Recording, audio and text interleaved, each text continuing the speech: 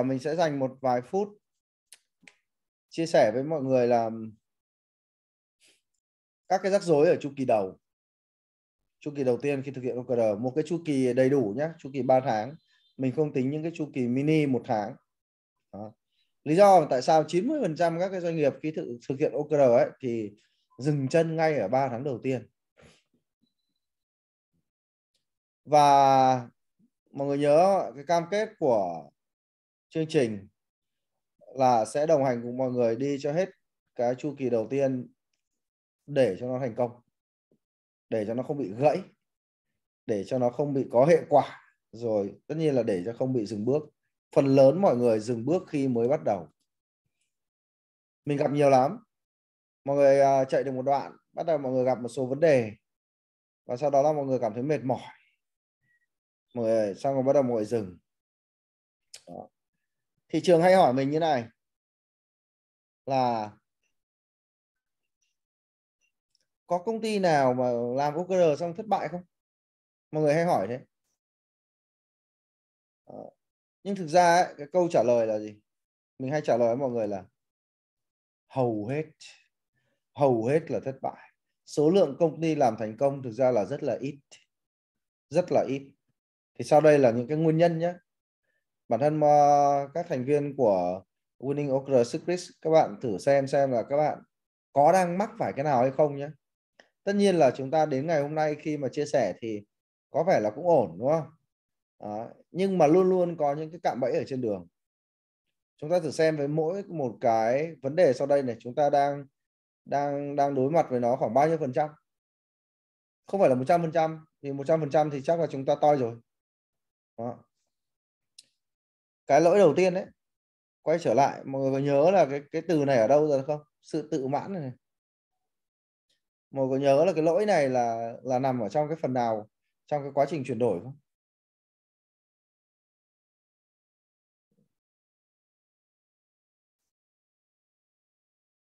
Ôn bài nhé. Một căn phòng nó rất là gọn gàng, đúng không? Chúng ta thi thoảng lại dọn nhà, đúng không? Ok. Thế chỉ nửa ngày sau thôi là nó sẽ như này. Chỉ nửa ngày thôi. Tại sao thế? Bởi vì là cái này là quy luật của vũ trụ.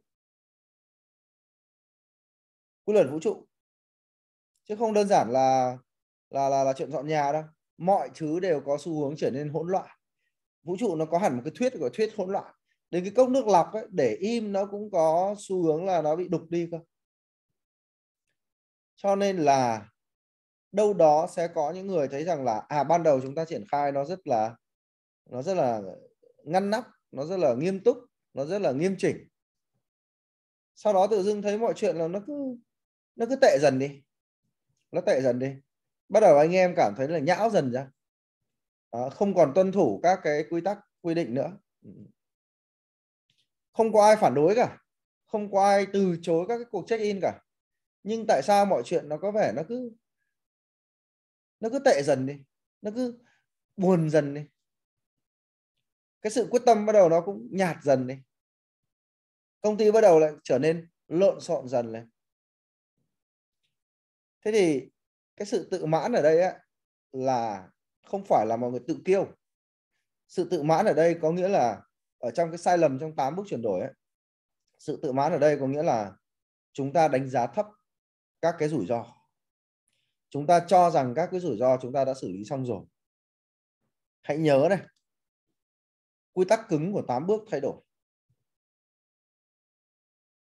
Đó, một là chúng ta không được nhảy bước. Bước 1, bước 2, bước 3, bước 4 là cái gì thì được học rồi. Không được nhảy bước. Thứ hai ấy, chúng ta phát hiện ra bước nào nó chưa hoàn thành ấy, chúng ta phải quay trở lại. Chúng ta làm tốt cái bước đó, giống như là lúc nãy có Private, đúng không? Chúng ta quay trở lại, chúng ta hoàn thành cái bước là cùng nhau học tập OKR. Điều đó là cực kỳ tuyệt vời.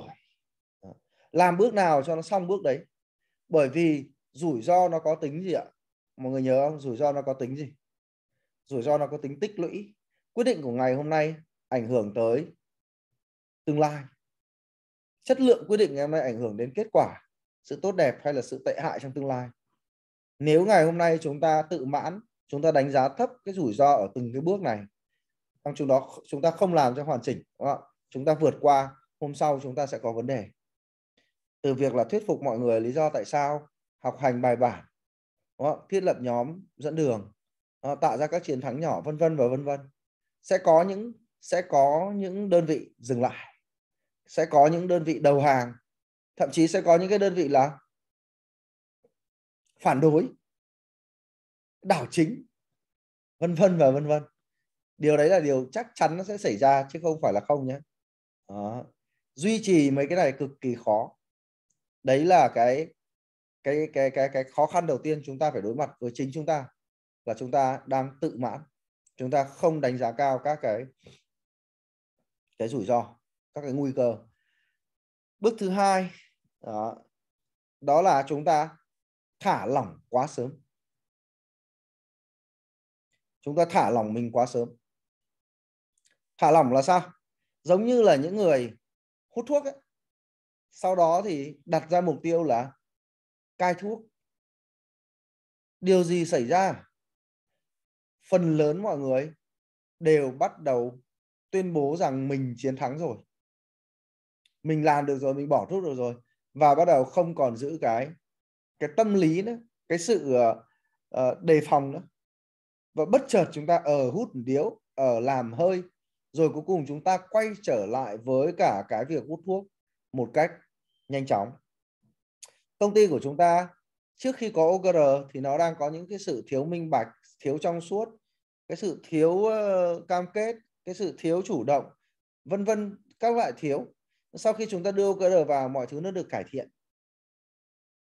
Và ngay lập tức chúng ta nghĩ rằng là công ty đã ổn rồi, và chúng ta không có duy trì cái quyết tâm nữa, không có duy trì cái sự chú tâm với OKR nữa. Thế là mọi thứ nó đâu lại vào đấy. Chúng ta thả lỏng. Thả lỏng từ sếp, bắt đầu trưởng nhóm bắt đầu thì cũng check in qua thôi, đến nhân viên bảo hình như dự án này sếp lại bỏ quên rồi.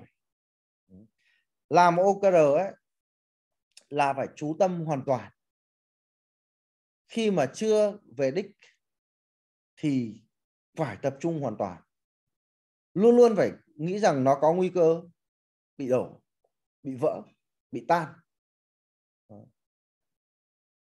Làm OKR không khác gì chúng ta đang cưỡi ngựa. Mọi thứ nó rất là hứng thú, nó rất là hào hứng, nhưng nó cũng rất là bấp bênh. Chỉ một giây phút lơ là thôi, mọi thứ chúng ta làm là đổ sông đổ biển hết. Ngay cả như Sale Ngon là công ty mình, làm OKR đến chu kỳ thứ 20, 23 vẫn có những chu kỳ. Cái sự thả lỏng nó khiến cho cái quý đấy ấy, nó rất là tệ. Với OKR nhé, bất cứ quý nào chúng ta thả lỏng là quý đấy nó rất là nhão, nó rất là linh tinh. Luôn luôn phải dành một cái năng lượng, một cái phần năng lượng của bản thân, từ sếp cho đến nhân viên, để duy trì cái trạng thái tập trung với OKR. Nó rất là dễ bị lỏng và nó rất là dễ thất bại. Làm ra nó thì khó, nhưng thất bại thì lại dễ lắm. Rồi, rủi ro thứ ba, vấn đề thứ ba chúng ta sẽ rất hay gặp phải ở chu kỳ đầu tiên, đó là chúng ta quá vội vàng. Chúng ta kinh doanh 5 năm, 7 năm, 10 năm, 20 năm không sao cả. Nhưng khi yêu cầu chúng ta tập trung vào 3 tháng thì nó khó như là yêu cầu giờ mời bạn ngồi im thiền trong vòng 2 phút. Tự dưng bạn thấy rằng là 24 giờ chúng ta bị phân tâm không sao cả, nhưng 2 phút tập trung là cực kỳ khó.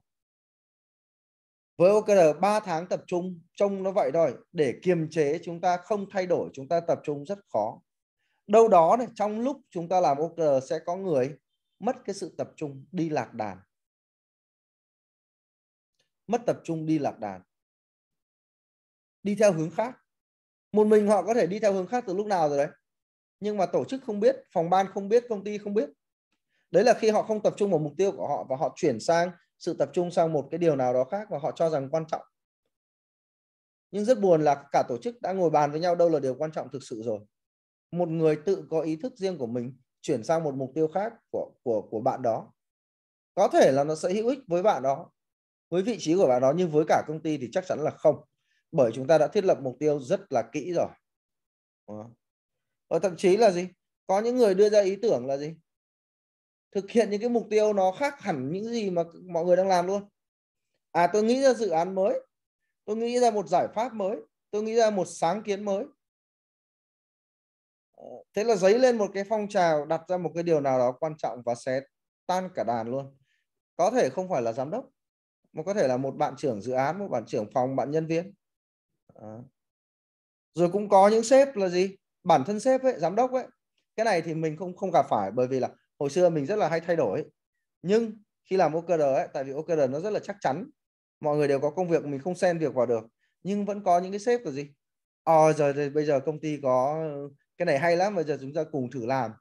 OKR vẫn đang làm, nhưng mà chúng ta thử làm thêm cái này nữa nhé, dự án mới. Thế là tất cả lại quay sang làm. Nếu mà mọi người không làm thì sao? Một mình sếp tách ra làm, sếp lại tách ra một bộ phận nữa làm. Thực ra sếp nghĩ rằng là gì, tôi tách ra với một vài người nữa, công ty cứ chạy OKR đi. Ông xin thưa, OKR được dẫn dắt bởi người đứng đầu.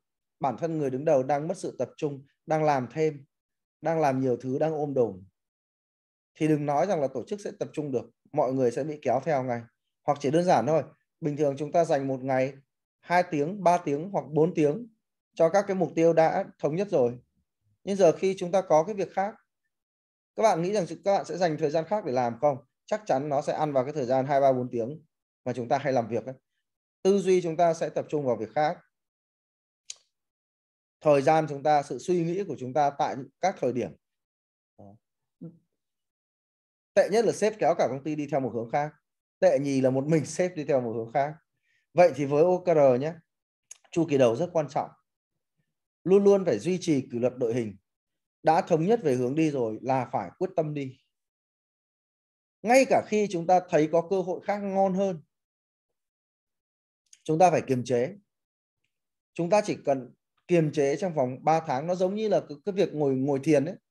Chúng ta phải kiềm chế cái việc là suy nghĩ những cái điều hấp dẫn khác, để làm sao thực sự tĩnh tâm, làm sao thực sự không suy nghĩ, tập trung. Đó. Nhưng mà luôn luôn có những cái thứ hấp dẫn nó khiến cho chúng ta phải suy nghĩ, kéo chúng ta ra khỏi cái trạng thái tập trung. Thì trong kinh doanh nó cũng vậy. Nếu chúng ta phát hiện ra một cái gì đó hấp dẫn ấy, hãy cố gắng học cái cách là gì ạ? Bình tĩnh. Để sau chạy cho nốt 3 cái tháng này đã. Mình làm gương, mình đã đưa ra mục tiêu rồi, mình phải cùng tập thể, kéo tập thể, bản thân người lãnh đạo phải làm gương. Luôn luôn tập trung với cái OKR để mọi người thấy rằng là đúng, sếp rất nghiêm túc với OKR, chứ không phải là đi học một tí sau đó làm cho nó hoành tráng rồi bây giờ đâu lại vào đấy. Sếp lại quay trở lại với cái việc là một con người nhất quán với sự thay đổi, thế là chết. Bản thân sếp phải tập trung thì đội ngũ mới tập trung được. Trong các cuộc họp, trong các cuộc cà phê, trong các cuộc nhậu, đừng nói thêm về những ý tưởng mới. Nếu chúng ta cảm thấy vội vàng, sẵn sàng thay đổi, chúng ta làm hỏng cái tính kỷ luật của cái chu kỳ đầu, là chúng ta không sang được cái chu kỳ 2 đâu. Chúng ta chỉ đơn giản là làm thêm một chu kỳ nữa trong 3 tháng tiếp theo thôi, chứ chúng ta không sang được cái chu kỳ 2 đâu. Đừng vội thay đổi OKR ngay trong cái chu kỳ đầu. Lỡ thay đổi rồi ấy thì hãy bám vào nó cho đến hết quý. Đó. Nếu không chúng ta đang truyền đi một thông điệp OKR cũng có thể thay đổi bất cứ lúc nào, thôi cứ làm đi, không được thì đổi. Đấy là một thông điệp giết chết cái tính kỷ luật của OKR, khiến cho chu kỳ thứ 2 ấy mọi người vẫn như vậy, vẫn thiết lập OKR một cách vội vàng, vẫn đặt ra những mục tiêu mà không nghĩ rằng là mình sẽ phải cam kết với nó, và các bạn lại vất vả thêm 3 tháng nữa. Đó. Cái vấn đề rủi ro thứ tư cuối cùng mà chúng ta phải đối phó, đó là niềm tin. Chúng ta kỳ vọng rất nhiều ở OKR, nhưng có thể có những tổ chức đi nhanh, may mắn gặp được những cái chiến thắng ngắn hạn rất là tốt, mọi người có thêm niềm tin, mọi người đi tiếp. Đó. Nhưng phần lớn ấy, trong 3 tháng đầu này, cái kết quả nó chưa thực sự là mạnh mẽ. Hãy nhớ này, với 5 cái lợi ích của OKR: Focus, Alignment, Commitment, Tracking, Stretching. Đó. Thì trong chương trình thì chúng ta đã chia sẻ với nhau rồi. Nó không phải là vù một cái mà chúng ta có được tất cả các lợi ích của OKR. Đó. Thông thường ấy thì quý 1 chúng ta sẽ có được cái sự tập trung, quý 2 bắt đầu mọi người cam kết làm việc với nhau, bắt đầu liên kết với nhau. Quý 1 mọi người phải sự tập trung và không thay đổi, thì quý 2 á, nhân viên bảo hóa ra là OKR nó rất là quan trọng, OKR nó rất là nghiêm túc, cho nên là bây giờ không làm được ấy thì mệt đấy, xấu hổ lắm. Không bị phạt đâu nhưng mà xấu hổ. Vậy bây giờ phải chủ động đi gặp mọi người để liên kết với nhau, alignment. Đấy là cái thứ mà chúng tôi đã nhận được khi mà làm OKR đấy. Quý đầu nhá, sai cũng phải làm. Nên quý thứ 2 nhân viên chủ động đi gặp nhau để liên kết cho nó chắc chắn. Bởi không quý này á, sai ông Đạt vẫn bắt làm, mệt lắm. Chúng ta phải vượt qua được cái chu kỳ đầu thực sự tập trung kỷ luật thì chúng ta mới đến được cái chu kỳ 2. Nếu không chúng ta chỉ đơn giản là làm chu kỳ đầu thêm một lần nữa. Rồi sau đó, sau quý 1, quý 2 thì chúng ta sẽ có quý 3 là chúng ta đã đạt được cái lợi ích là commitment. Mọi người bắt đầu là thấy công việc nó có ý nghĩa, sẽ chủ động và cam kết với những cái gì mà mình đề ra. Đó. Cả tập thể trở thành những cái chiến binh. Bây giờ chúng ta đang thấy sự thay đổi của nhân viên rồi, nhưng mọi người không tưởng tượng được đâu. Nếu đến được cái chu kỳ 3 nhé, cả công ty cực kỳ là mạnh mẽ. Tất cả nhân viên như những chiến binh chuyên nghiệp. Và lúc ấy sếp thực sự là rảnh. Và khi tất cả mọi người đã có trách nhiệm với vị trí của mình rồi thì quý 4 chúng ta đo lường được những điều ý nghĩa. Nãy ai đó có nói rằng là gì? Là chúng tôi chưa biết cách đo, rồi không sao cả. Qua từng quý chúng ta sẽ biết nên đo cái con số nào. Thì đấy về thông thường, còn với Word chúng ta ấy, thì chúng ta đã được huấn luyện rồi. Cho nên là ngay quý 1 chu kỳ đầu chúng ta phải có cái sự tập trung và chúng ta đã có được cái sắp xếp rồi. Bởi vì chúng ta đã cùng làm việc với nhau. Chúng tôi đã hỗ trợ các bạn trong việc thiết lập các cái bộ OKR chu kỳ đầu rồi. Các bạn đã liên kết một cách chặt chẽ rồi. Và lúc nãy là như chị Hà nói đấy, là các bạn đã cảm thấy cái sự liên kết đấy là nó ăn dơ với nhau rồi. Mọi người làm việc với nhau nó trơn hơn rồi. Thì chỉ cần cố gắng này, duy trì cái kỷ luật. Thì đến quý 2 là các bạn sẽ đến được cái commitment. Nhân viên của các bạn trở thành cam kết chủ động ngay. Đến quý 3 là bắt đầu đo lường được tất cả những cái điều có ý nghĩa trong doanh nghiệp. Và đến lúc đó là các bạn tăng trưởng rồi, lúc đấy là gấp rưỡi, gấp đôi, gấp 3 được rồi. Và để có được những cái bước đi đúng ấy thì chúng ta phải tận dụng cái quãng thời gian này ạ. Chúng ta mentor. Các bạn phải chăm hỏi. Ngoài những cái buổi này chúng ta gặp nhau trực tiếp thì các bạn có một cái gợn gì đó, các bạn hỏi ngay OKR Master. Các bạn hỏi ngay tôi. Các giám đốc thì làm việc với tôi luôn. Các bạn hỏi tôi trong group. Đó. Còn đến cái buổi hôm nay là mentor tập trung là chúng ta sẽ cùng nhau đặt ra câu hỏi, học hỏi lẫn nhau. Nhưng nhớ là luôn luôn có cái rủi ro chúng ta sẽ thất bại. Và ngày hôm nay á, sẽ bật mí cho các bạn một cái là không phải phức tạp hóa vấn đề. Các bạn chỉ cần tập trung vào một thứ thôi.